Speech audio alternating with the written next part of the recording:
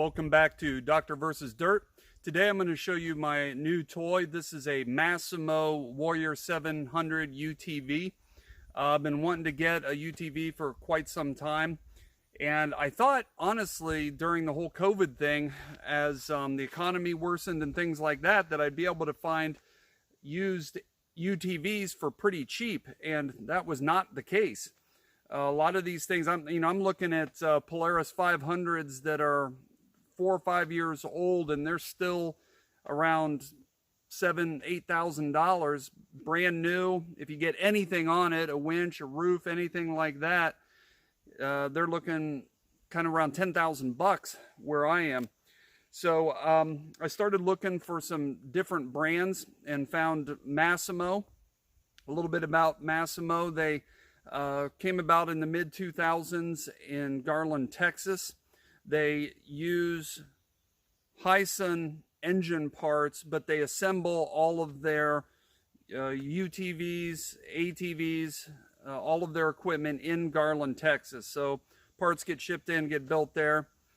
A lot of other companies do exactly the same thing, so this is just as American built as the Gator or the Polaris units. Polaris is manufactured in Mexico, and then the parts get shipped to Wisconsin to build. John Deere, same thing. A lot of their parts are made in China and then shipped here for assembly. So pretty similar. Hyson is a very common engine throughout the world, so I wanted to make sure that I got something with a common engine so you can always find parts for it. And I'll just go through some of the features of this thing. And for the money, I mean, there was just nothing even close. This unit cost me far less than $10,000, and it's a 700cc engine. The manual that came with it says that it puts out 40 horsepower. Sorry, the bugs are really bad today. Just one of those days. The manual says it puts out 40 horsepower. I've had no problems. You can see the mountains behind me. I've gone up the steepest trails that I have for this thing, and it's given me no problem. I only have a few hours on it, so I'll post a future video to give you an update as I get deeper into using it. But let's take a walkthrough. Okay, so first thing you notice is just the design on it is pretty unique. Obviously, they're looking to imitate a Humvee with this, which nothing else that I found has any sort of styling like this. Kind of liked it, just military. A lot of the other companies, their styling is just all the stinking same. I mean, it's hard to tell the difference between a lot of the brands like a Can-Am and a Polaris. So I like the unique nature of it. It's large. As you can see, this is a 3-seater, and it's got 3 full seats. So this unit is 65 inches wide, which is pretty wide, but it fits all my trails. My tractor bucket is 65 inches wide. So everything I've cut for the tractor, this thing will fit through. These seats are extremely comfortable, and each seat has its own seat belt. Each seat is completely adjustable. You can see the little adjustment bar there. Again, those sort of things are options, add-on options on other units. The very square nature of this makes it very easy to modify. This 700 unit, just to let you all know, the 700 unit is not made anymore. So this was a closeout unit. Massimo now only makes the 800 and the 1000 unit in the Warrior. So that was one reason I got it real cheap, but the units are very similar. You can see this comes with a 4,500 pound winch. You know, that's a $500 add-on for Polaris. So I really like that. The control is up in the cab of the tractor. This flat surface on the front is just awesome. I mean, this is an actual work surface and turns the hood of this into something useful. You can see they've even put these bars around it so you can strap things onto it. Multiple C-rings that are spring-loaded on the top of it and on the side of it here. So they've just really thought about utility in this vehicle. This does unstrap and the hood raises up. I'll show you the cab here. Pretty standard cab. You just have your steering wheel, your emergency brake, and your shifter. You've got several different controls here. You've got your lights. This does switch between 2-wheel and 4-wheel drive, and you can lock and unlock your differential. You have high and low beams. Your winch in and out is here. You actually have turn signals and hazards. Some counties in this state, this would be street legal. Out in the rural counties, I'm not sure. In my county, I have to look into that. The other thing is that you can see the bed is just massive back here. This is much bigger than most of the beds of anything comparable. Some of the Kawasaki mules get close to this, but this is 6 feet wide by 40 inches by 10 inches deep. The hatch of it, you know, opens and closes. Again, you've got turn signals here. You've got the guards on the suspension back here. That's an add-on. The muffler is okay for loudness. I never had a UTV. I thought it was loud, but I took my buddy Steve on this, and he said it was about the same as his old Polaris 500. So, you know, it's an open engine, so you're never going to get them super quiet. One annoying thing that was just pointless for Massimo to do was that this hitch back here, you had to buy an adapter to turn it into a 2-inch. It was a 1 3/4 inch, which is nothing in the world. That's not a standard hitch size, but it was just 25 bucks. They didn't kill me too bad for it.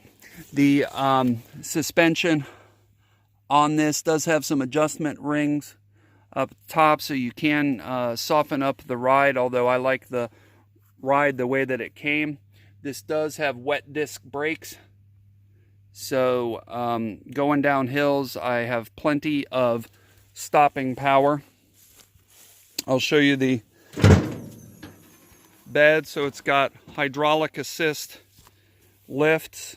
It does not come with a power lift. I think the 800s and the 1000s do come with power lift from inside, but you can easily release the hydraulic and take that out and just have a bed that flips a little more easy.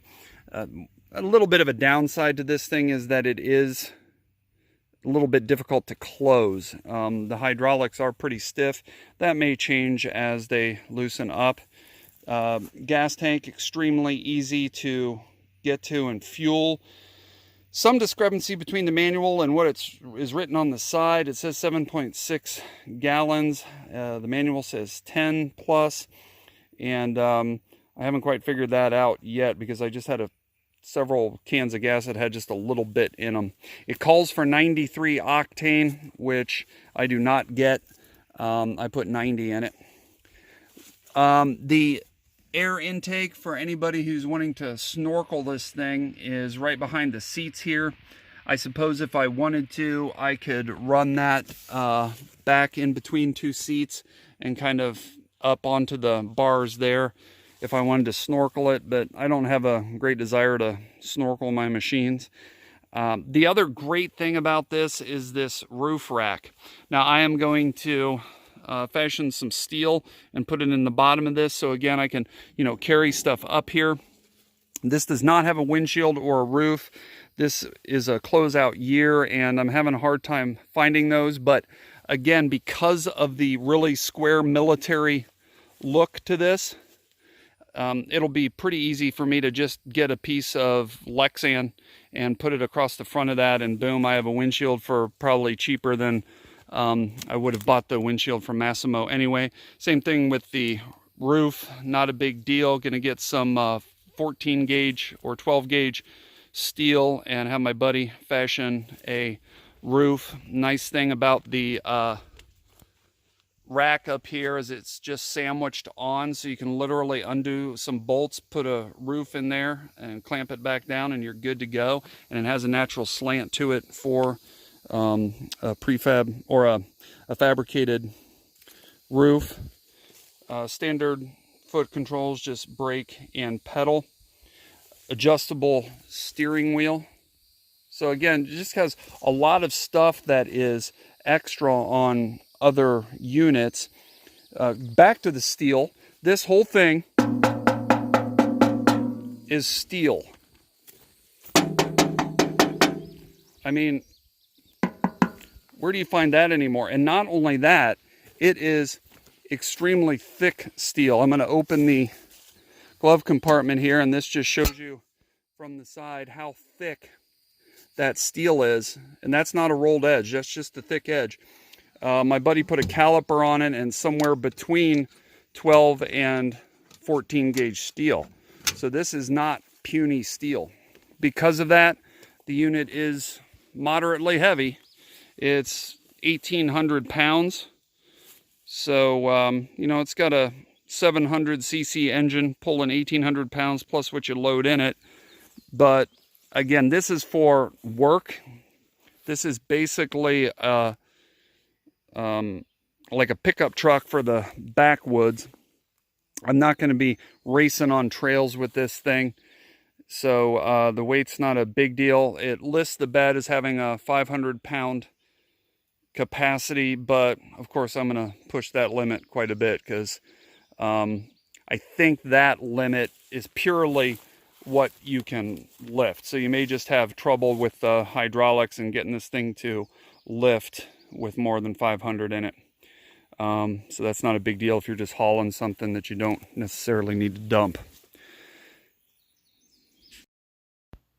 Alrighty, so now we're going to do a little work with her. I had a big tree by the field. It was, I don't know, about 25, 30 feet tall. Cut her down and threw her in the back, and I'll show you some unloading. Once I got all my equipment on the UTV, everything fit really well. I'll show you what I was talking about with the front of the UTV being a good work surface. You can see the chainsaw here just fit on really nicely. Just strap it down. I easily got that 25-30 foot tree all cut up in the back of this UTV. Really large bed, extremely easy to dump this thing. The hydraulics worked well. You'll see though, as I go to close it, they're stiff. That helps you on the dump, and it makes it a little bit difficult when you go to close it.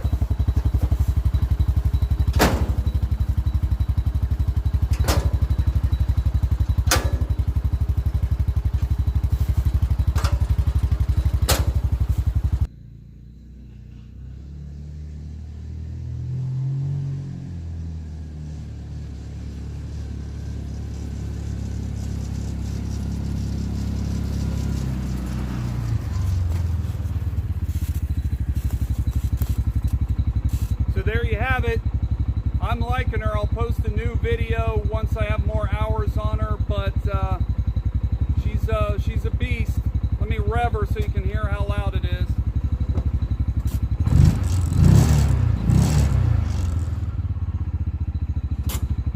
Nothing better than loud engines.